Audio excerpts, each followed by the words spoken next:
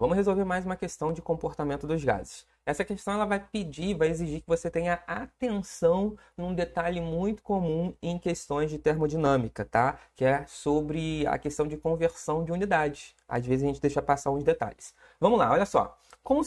Considere a situação na qual os pneus de um carro de passeio são calibrados à pressão manométrica, que nada mais é do que uma pressão acima da pressão atmosférica. No caso, essa pressão vai ser de 30 PSI. Quando você vai lá no posto calibrar o pneu do carro, aí você coloca lá 30, aquela medida é em PSI, ok?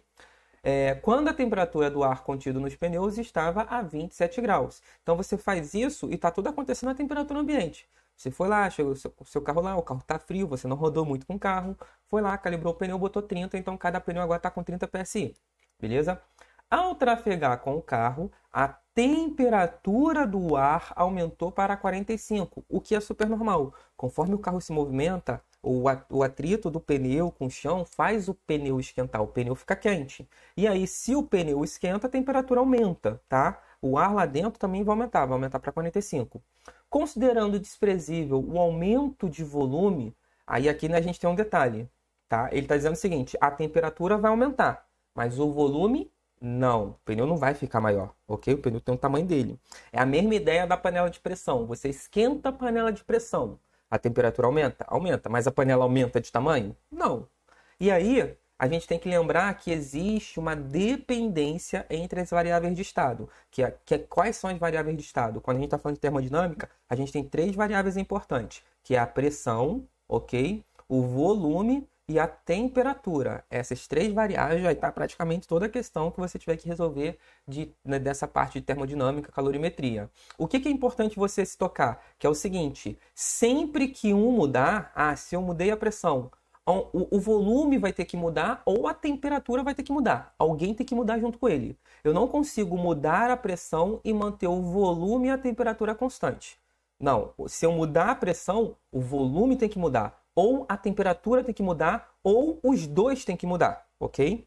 Então, perceba, ele acabou de dizer o seguinte, que a temperatura era 27 e a temperatura foi para 45, ou seja, a temperatura mudou. Se a temperatura mudou, alguém tem que mudar. Ou vai ser o volume, ou vai ser a pressão. Essa é a regra. Só que aí ele já vem te dando mais uma coisa, mais uma informação, ó. A temperatura mudou de 27 para 45, mas considerando desprezível o aumento de volume para cada pneu e o ar como um gás ideal. Ele pede para você falar o seguinte, considerar o seguinte, o volume vai mudar? Não, ele está dizendo que considere desprezível, não vai aumentar o tamanho do pneu. Então, o volume não muda, o volume não importa para a gente, porque ele não muda. Então, a gente está falando de uma relação entre a temperatura e a pressão. Vocês entenderam a ideia? E aí tem uma fórmula para isso, né? Vamos lá. Considerando desprezível o aumento de volume de cada pneu e o ar como um gás ideal, podemos afirmar que a pressão manométrica nos pneus aumentou para, olha, era 30, ela aumentou para 31,8, 31,3, 35, 35,3, 50, aumentou para quanto? Essa é a pergunta. Agora, olha só. Como é que a gente resolve essa questão? É uma relação entre pressão, volume e temperatura. E a gente tem uma fórmula para isso. É essa fórmula aqui, ó. P inicial, V inicial, dividido pelo T inicial, é igual ao P final, vezes V final, vezes T final. O que você precisa saber sobre essa fórmula? Dificilmente, tá? São raras as exceções que você vai usar as três letras. Que você vai usar a pressão, a volume e a temperatura nesta fórmula. Porque, no geral, na questão vai te dar uma dica, vai falar que, olha, essa situação aqui, no caso a situação desse carro, é uma situação isocórica, ou isovolumétrica, ou isométrica, é tudo a mesma coisa, é o mesmo nome. O que é uma situação, o que essa situação significa? Que a gente não tem variação do volume. Se não tem variação do volume, perceba, o volume inicial vai ser igual ao volume final. E aí, no geral, toda vez que você usar essa fórmula, você vai usar duas das letras, ou o P e o T, ou o P e o V, ou o V e o T. No final, tu vai cortar sempre uma. Aqui, no caso, a gente corta o volume. Cortei o volume, fica assim, ó. PI dividido por TI Isso porque não tem volume, né? O volume de inicial é igual ao volume final, porque foi dito que a variação não aconteceu, não teve mudança, certo? Então, como ele aparece dos dois lados e no final vai ser o mesmo valor, eles cortam. Isso vai ser igual ao PF, certo? PF, pressão final, dividido por TF. E aí, a gente tem que fazer o seguinte, a gente só precisa substituir o que a gente sabe nessa fórmula e a gente vai achar a resposta. O que está sendo pedido? O que está sendo pedido está aqui, ó. Ele quer saber a pressão. Ele quer saber a pressão, só que nesse caso é a pressão final. O que a gente está procurando vai ser esse carinha aqui, ó. A pressão final. Só que para saber a pressão final, eu preciso saber a pressão inicial, a temperatura inicial e a temperatura final. Eu sei esses valores? Sei, foi dado na questão, todos eles, certo? Foi dito o seguinte, que a temperatura inicial vale 27 graus Celsius. Eu sei que a temperatura final vale 45 graus Celsius. Foi dito aqui, ó. Foi dito aqui, 45 final, 27 inicial. O que mais eu sei? Eu sei que a pressão inicial vale 30 PSI. E aqui vai aparecer a pegadinha. Por quê? Porque você não pode usar a temperatura em graus Celsius. Você tem que usar a temperatura em Kelvin, ok?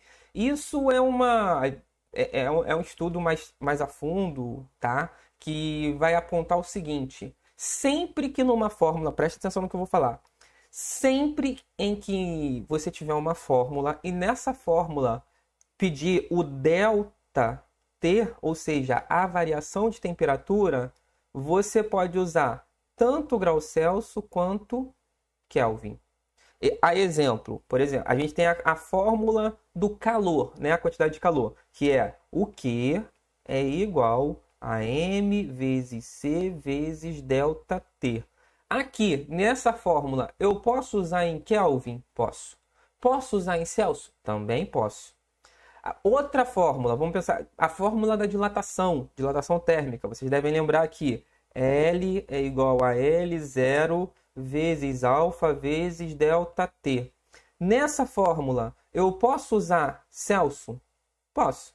Posso usar Kelvin? Também posso, porque eu estou usando delta T.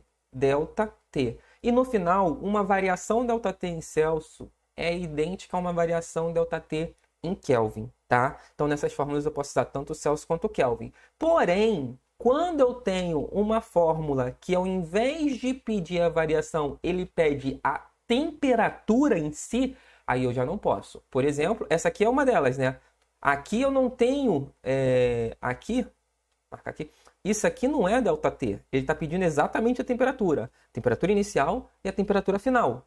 Um outro exemplo de uma fórmula bem comum é essa aqui, ó. P vezes V é igual a NRT. Não é delta T, é T. NRT. Neste caso aqui, eu posso usar Celsius? Não, eu tenho que usar Kelvin. Se for somente o T, é Kelvin, beleza? Com isso em mente, a gente percebe que nesta fórmula aqui, obrigatoriamente, eu não posso usar Celsius. Eu tenho que converter minhas informações de temperatura para Kelvin. Vamos fazer isso agora e aí sim você pode resolver a sua questão, beleza? O erro mais comum aqui vai ser justamente fazer a conta sem converter para Kelvin. Então, quando eu converto isso para Kelvin, o que eu vou ter? É só somar 273. Eu somo 273 nos meus dados e aí eu vou ter já convertido para Kelvin. Então, 27 mais 273 vai dar 300. Muito simples, né? Aqui vai ser 300, a temperatura inicial, 300 Kelvin. E a temperatura final vai ser 45 mais 273. Então, eu pego o 3 com 5 vai dar 8. O 7 com 4 vai dar 11. E aqui vai dar 318, certo? 318 Kelvin. Então, essa aqui vai ser a temperatura inicial e essa vai ser a temperatura final. Temperatura em Kelvin nas fórmulas. Cara, se você tiver com muita dúvida, na dúvida usa Kelvin. Kelvin nunca está errado. Em algumas fórmulas você pode usar Celsius, mas na dúvida, usa Kelvin. Essa é a regra, ok? Então, seguindo aqui, vamos lá, agora é só substituindo essa fórmula eu vou poder achar o meu resultado. Vai ser o seguinte, PI vale quanto? PI é a pressão inicial, vale 30. Então, vai ficar 30 dividido TI é a temperatura inicial, que vale 300. Isso vai ser igual... TF é o que eu quero saber. Ok? E aí eu venho TF, que vale 318. Então, está aqui a nossa conta. Eu já posso simplificar aqui o lado direito, né? Eu posso dividir por 30 em cima e embaixo. E aí, quanto é que vai dar? Aqui, dividido por 30, vai dar 1. Aqui vai dar 10. Certo? Com isso em mente, eu posso dar continuidade na conta e vai ficar da seguinte maneira. O PF vai ser igual... Aqui vai dar 1 sobre 10, né? 1 sobre 10.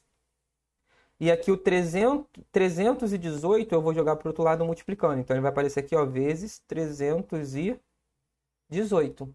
Isso aqui vai ser igual, vamos lá, 1 vezes 318, 318, eu vou ter 318 dividido por 10. Isso aqui basicamente só anda com a vírgula para a esquerda. Eu vou ter um resultado final, de PF é igual 318 dividido por 10 vai dar 31,8 PSI.